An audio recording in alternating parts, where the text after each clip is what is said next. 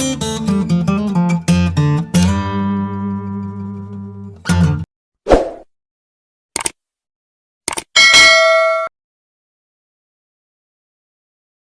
there, and welcome back to the Engraving Workshop. I'm Rick. I'd like to take a moment and thank all the new subscribers to the channel. Your support is greatly appreciated. And if you're new to the channel and you like DIY projects and workshop renovation projects, then hit that subscribe button and ring that notification bell. So in today's video, we're going to be building faux beams for the workshop. This is going to be part one of a two-part series. This week we're going to be building the faux beams. Next week we'll be installing the faux beams. So let's get started. So today we're going to be building the faux beams.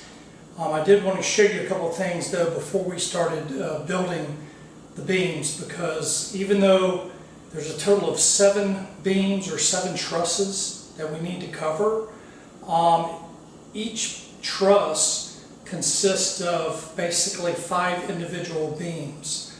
And 3 different beam types. So let me show you the detail and kind of explain what we're going to do before we start cutting anything.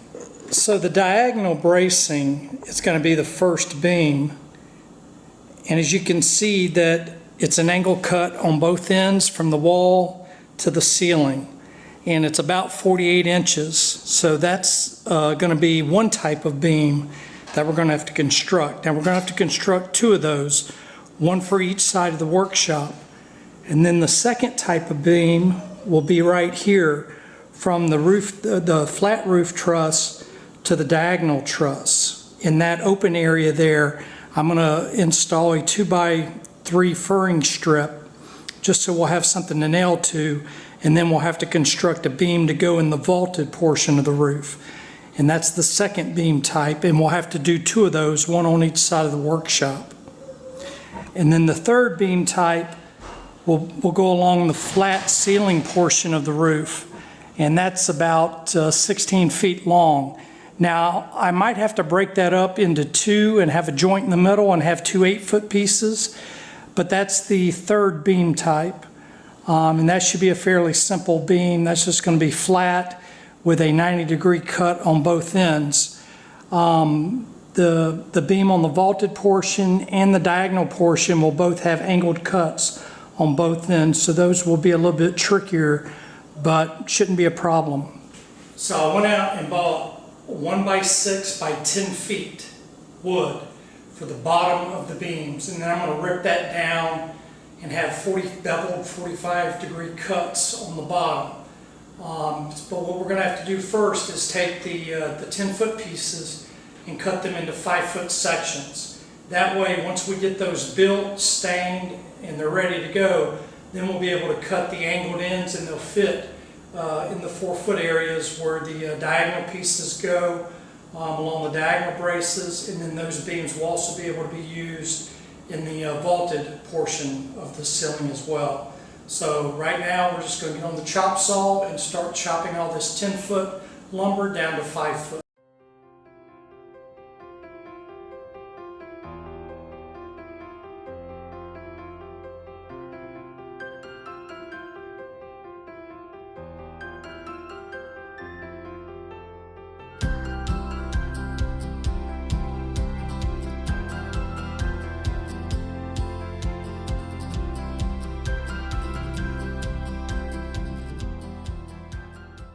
So whenever you're doing a lot of repetitive work like these beams, where it's pretty much just once you've built one, it's rinse and repeat all the way down for the next 7, you're better off doing all your cuts at one time.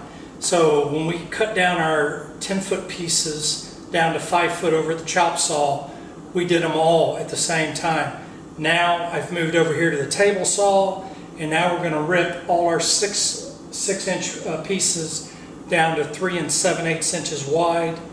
And once we get the proper width cut on the boards, then we're going to cut a 45-degree bevel on both sides, and then that will complete the cuts on the bottom of the beams. Then what we'll do is we'll grab the 1x4s and we'll cut those down to 5-foot lengths, and then cut one bevel on those to match one side of the bottom bevel. and then each beam will have 2 sides. But again, we're doing everything at one time. That way we're not going back making different cuts. We make all the same cuts at one time. That way too, it'll be more uniform. Everything will be the same dimensions, the same size, the same angle. You're cutting everything at the same dimension. So let's get started ripping down our 1/6s down to 3 7/8.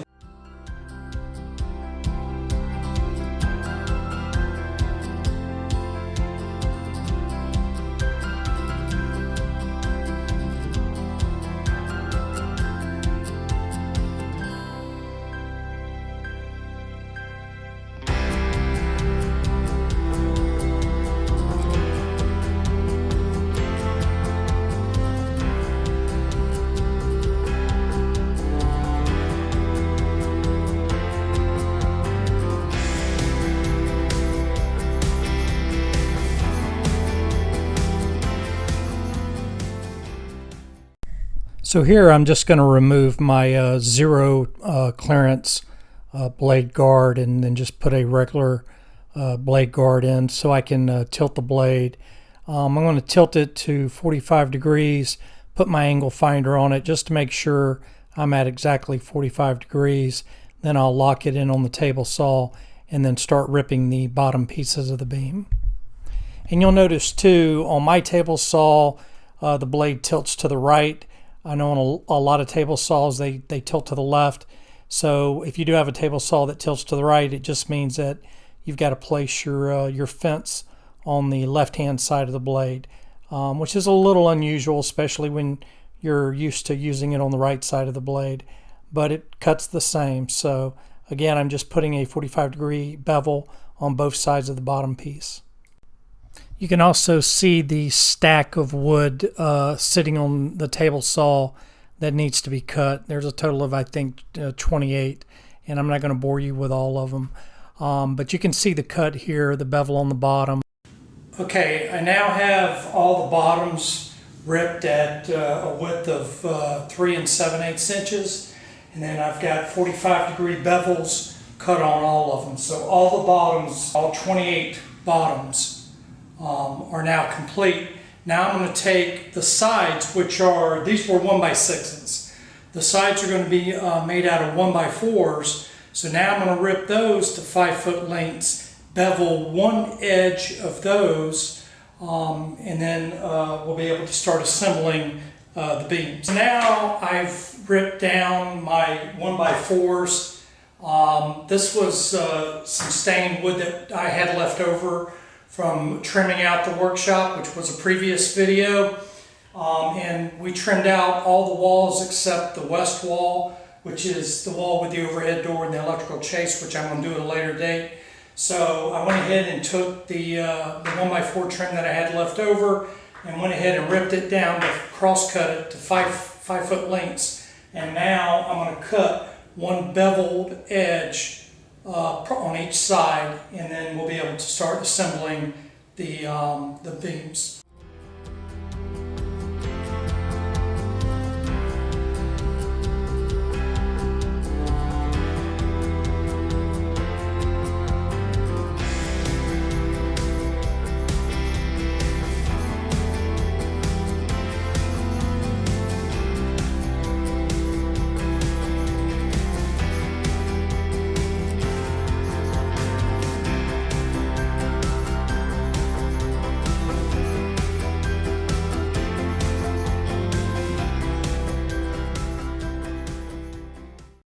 I'm starting the glue up process, so I glue up one beveled end on the bottom and then one side, make sure they're square, and then I just fasten them with some brad nailers, wipe off the glue. And as you can see here, you know, it makes a nice 90-degree angle all the way down, no gaps, just a real nice crisp sharp edge. And they really came out good. And so here I'm going to glue up the other side of the bottom and then the other side. And again, use the square just to make sure they're square. Nail them in with the brad nailer and then clean off the excess glue. And you're basically left with just a U-shaped beam. And you can see how they come out. They come out really well. Okay, it's all hands on deck here at the Ingrain workshop. Today we're trying to prepare the faux beams for stain. So we're trying to distress them. Yesterday I went ahead and glued up all the faux beams, so they're all glued up, ready to go. So now we're taking them and distressing them. So I'm going to show you, there's 3 stations. There's the sanding station, the chain station, and the stain section. So let me show you the sanding section. So these are the beams that are glued up, and you can see they've all got, you know, nice 90-degree edges on them. And then I'm going to take the random orbital sander and just knock down all the edges and put a rough finish on them. And then from the sanding station, they go to the chain station.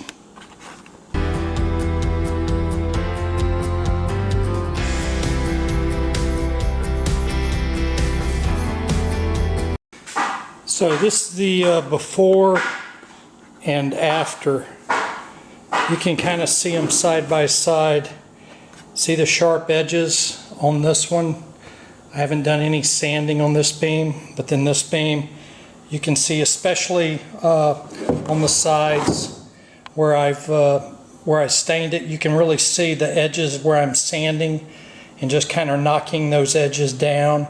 I'm also sanding the flat surface just to give it a rough texture versus, you know, the beam that hasn't had anything done. So you can see the difference.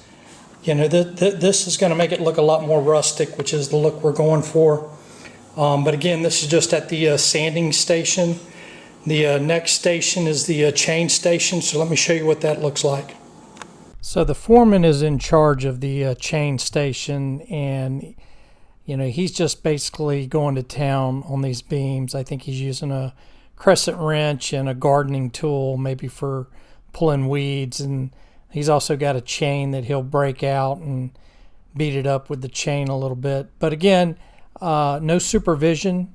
I'm just letting him do his thing, and you know, he's doing a great job. He's really distressing the beams, and they turned out really well, better than I could have done. I mean, again, there was no rhyme or reason. He was just beating them up just like a kid would, and they came out great. Okay, so that's the chain station. Let's go over to the staining station and see what we're doing over there. So the supervisor is in charge of the staining station, and the foreman is in charge of the chain station. So let's take a look at the staining station.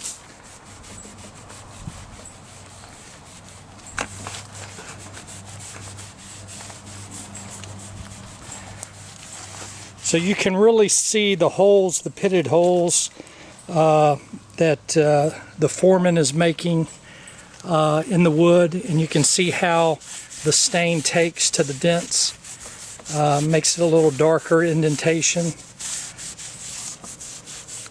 And now this is just the first coat of the special walnut. I believe after one coat of the special walnut, we're going to apply another coat of the early American, and that's going to give it the dark stain color that we're looking for to contrast against the stain on the T111 siding. Okay, so my wonderful family did me a solid. They did a great job. The chain gang that was banging out the boards, and then the supervisor that was staining, they all did a great job. Let me show you what the finished product looks like. So these are the faux beams that have been distressed to give it that rustic look, and this is the finished product. So the only thing left to do is install all of these, which I'll do tomorrow. Now these are the short beams. I believe I have a total of 28 of these beams, and then this is an example of one of the larger beams. Here's a couple more of the smaller ones, and then another larger one. So the smaller beams go in the vaulted portion of the ceiling, and then they also cover up the diagonal braces. And then the longer beams go along the flat portion of the roof. So I think we're pretty much done. I think that there were some bigger beams back here that my wife is going to put another coat of the Minwax Special Walnut on. So, but this is what they look like now.